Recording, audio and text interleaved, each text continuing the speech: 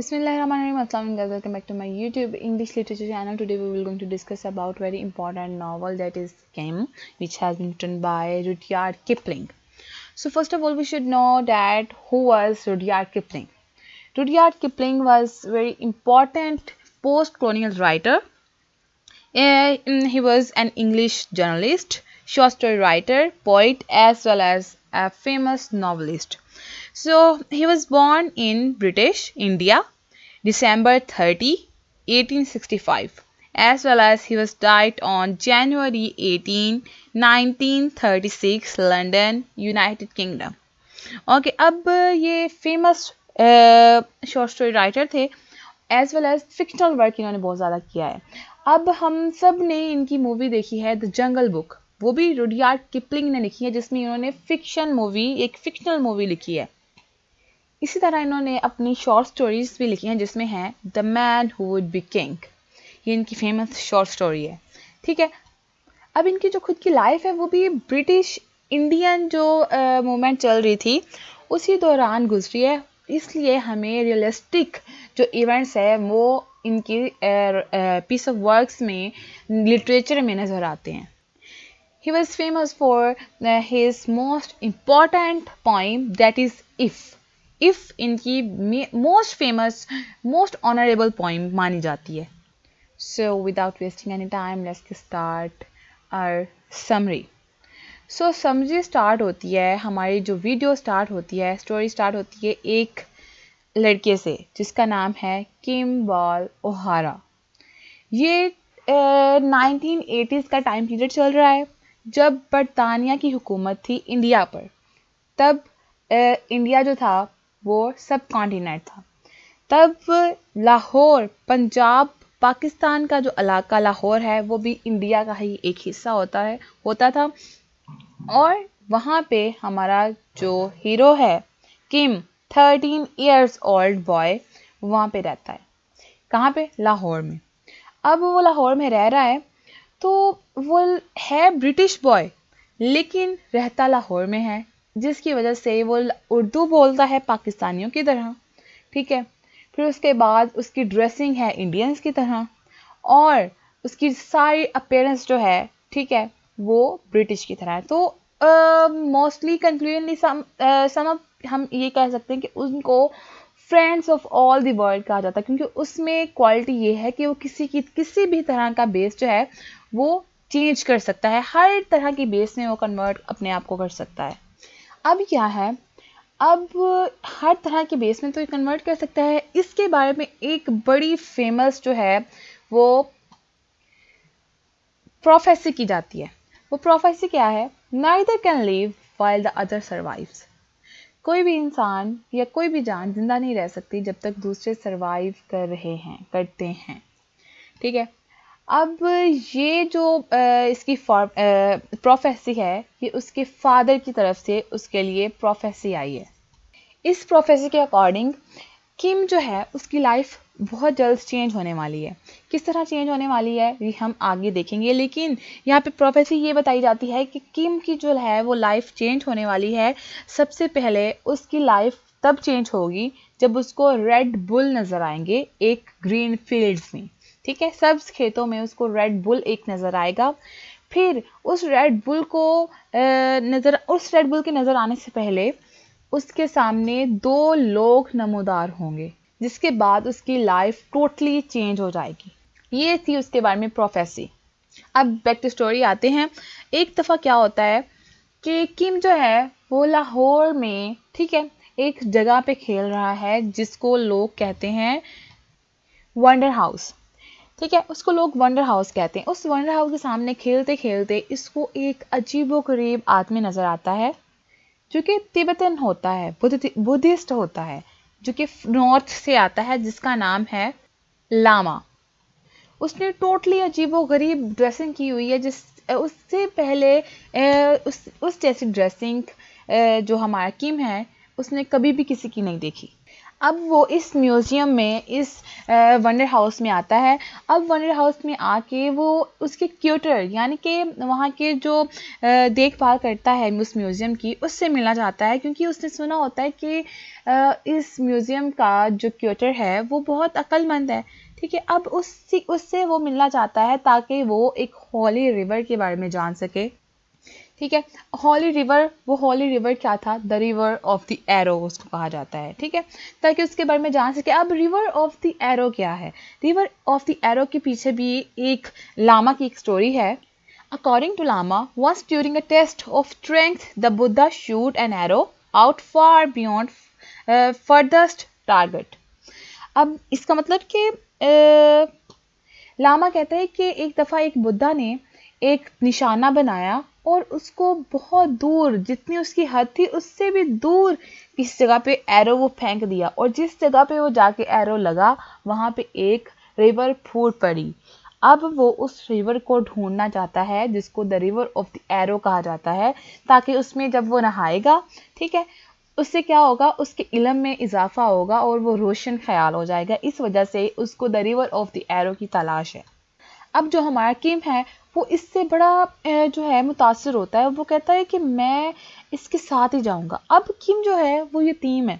ठीक है, that's why ना उसकी माँ है ना उसका बाप है, उसको रोकने वाला कोई भी नहीं है। अब वो उसको कहता है कि मैं तुम्हारा स्टूडेंट बनना चाहता हूँ, तो क्या तुम मुझे the river of the arrow जो तुम ढूंढ रहे हो अपने साथ ले जाओगे, ताकि मैं तुम्हारी वो ढूंढने में हेल्प कर सकूं। अब जो शुरू से ही उसमें एक क्वालिटी पाई जाती है कि वो किसी भी भेस में अपने आप को बदल सकता है, वो बहुत अक्लमंद नज़र आता है जो हमारा किम है।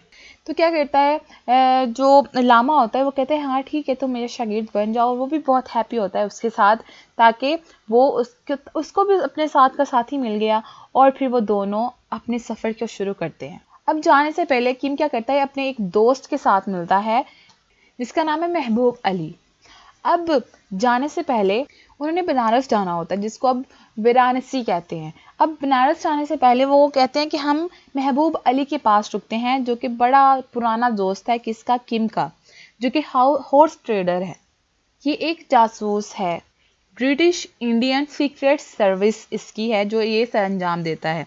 अब वो क्या कहता है, किम उसको बताता है कि हम जाने लगे हैं बनारस। तो उसको पता चलता है कि नॉर्थ से होके गुजरने लगे हैं। तो वो क्या कहते हैं, वो कहते हैं कि हाँ ये बहुत अच्छा मौका है कि मैं अब किम से एक काम निकलवा लूँ। ये एक छोटा है तो इस पर कोई शक नहीं करेगा, ये बड़ा ख़तरनाक काम करवाने वाला था किम से।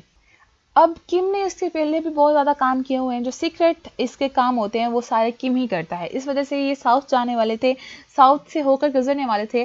तो महबूब अली ने इसको एक कोडिड लेटर दे दिया। उसने कहा कि अब तुम सिटी ऑफ अम्बाला में जाओ, जिसको अब अम्बाला बोलते हैं।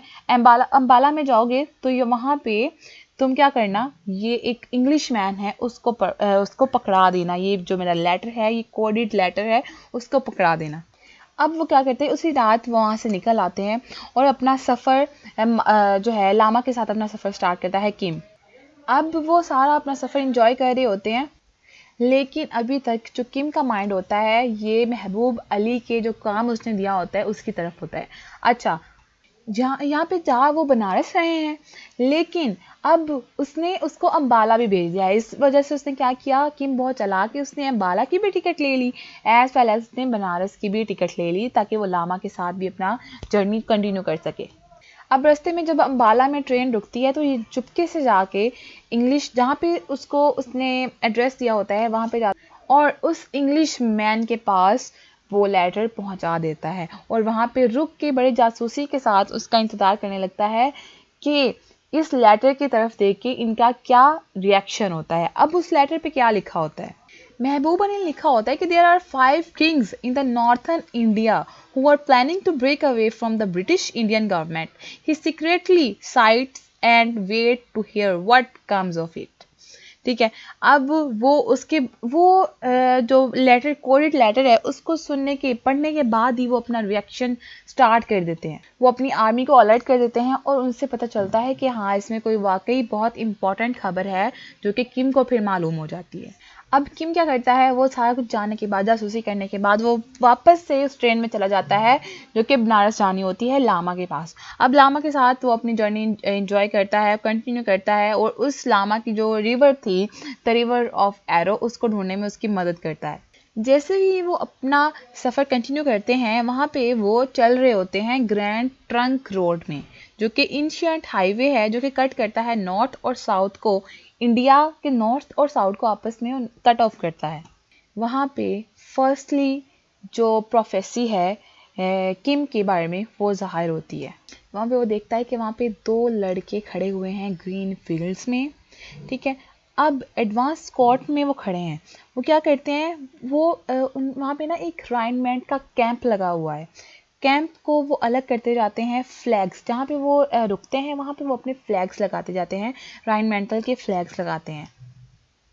और वहाँ पे उनके जो फ्लैग्स हैं, वहाँ पे उनके बैक साइड पे रेड बुल का एक साइन बना होता है, जहाँ पे उसको पता चलता है कि उसके फादर की जो प्रोफेसी है, वो एक्चुअली उस फ्लैग से बिलोंग करती है, जो कि ब्रिटिश आर्मी से उसके फादर बिलोंग करते थे। और उसकी प्रोफेसी किससे बिलोंग करती है, आयरिश मैवेरिक्स से उसकी जो है प्रोफेसी वो बिलोंग करती है। वहाँ पे वो खड़ा सब कुछ देख रहा होता है, अचानक वो क्या करता है, वो स्लिप हो जाता है एंग्लिकन कैंप में, जहाँ पे वो प्रीस्ट उसको पकड़ लेते हैं। अब जो किम है, उसके फादर का नाम यहाँ पे हमें पता चलता है, उसका फादर का नाम होता है विक्टर, जो कि कैथलिक का कॉलीग होता है। अब जल्द ही उसके गले में एक लॉकेट होता है, जिसको देखने से पता चल जाता है कि वो ब्रिटिश का एक बंदा है, ठीक है, ब्रिटिश बॉय है। अब लामा भी बड़ा हैरत अंगेज तौर पे उसको देखता है कि मैं जिसके साथ सफ़र कर रहा था, क्या वाकई वो एक ब्रिटिश बॉय था, जो कि फ्रेंडली उर्दू बोल सकता है, जिसकी अपीयरेंस सारी इंडियन है, जो उसके क्लॉथिंग है वो इंडियन है, तो वो कहीं से भी इंग्लिश मैन नहीं लगता, ठीक है। इस वजह से वो बड़ा हैरत अंगेज जो निगाहों से उसको तरफ देखता है कि क्या ये वाकई ब्रिटिश बॉय है। तो अब उसको लगता है कि जो किम है, उसको एक ब्रिटिश बॉय होने की हैसियत से एक अच्छी तालीम मिलनी चाहिए, और वो कहता है कि आप इसको तालीम दें, ठीक है, आप इसको अपने पास रखें। उनको कहता है, जो उससे पकड़ लेते हैं प्रेस जो है ना, उसको कहता है कि आप इनको तालीम दें, और इसके तमाम का तमाम जो खर्चा है वो मैं उठाऊंगा। और उसके बाद उसको सेंट ज़ाइवर में, एक जो फिक्शनल स्कूल होता है लखनऊ में, वहाँ पे उसको एडमिशन मिल जाता है, और वहाँ पे वो अपनी स्टडी स्टार्ट करता है। लेकिन जो दिन होते हैं वहाँ पे ये स्टडी जो है वो बहुत बोर लगती है। और वो फिर उसके बाद महबूब अली को लेटर भी लिखता है कि please please please come and rescue him. और महबूब अली आता भी है, लेकिन वो उसको कहते हैं कि तुम्हारे लिए तालीम बहुत ज़रूरी है, ठीक है, इस वजह से तुम्हें ये तालीम मिलना तुम्हारा हक है। और उसके बाद शुरू के दिनों में तो उसको बहुत बोर लगता है, लेकिन बाद में वो आहिस्ता आहिस्ता उसका दिल लगने लग जाता है वहाँ पे। और फिर जो हमारा महबूब अली है, वो यहाँ पे एक इंग्लिश मैन से मिलता है, जिसका नाम होता है कर्नल क्राइटन। वही आदमी है ये जिसको इसने महबूब अली ने लेटर भेजा था। अब इसने इसको कहा है कि तुमने अब किम की देखभाल करनी है, और जितना भी उस पर खर्चा आता है वो लामा उठाने वाला है। और इसी के साथ पार्ट 1 का इख्तिताम होता है। मिलते हैं नेक्स्ट वीडियो में, तब तक के लिए अल्लाह हाफिज़। दुआ में याद रखिए, don't forget to subscribe our channel and share it with your friend. Thank you so much. अल्लाह हाफिज़।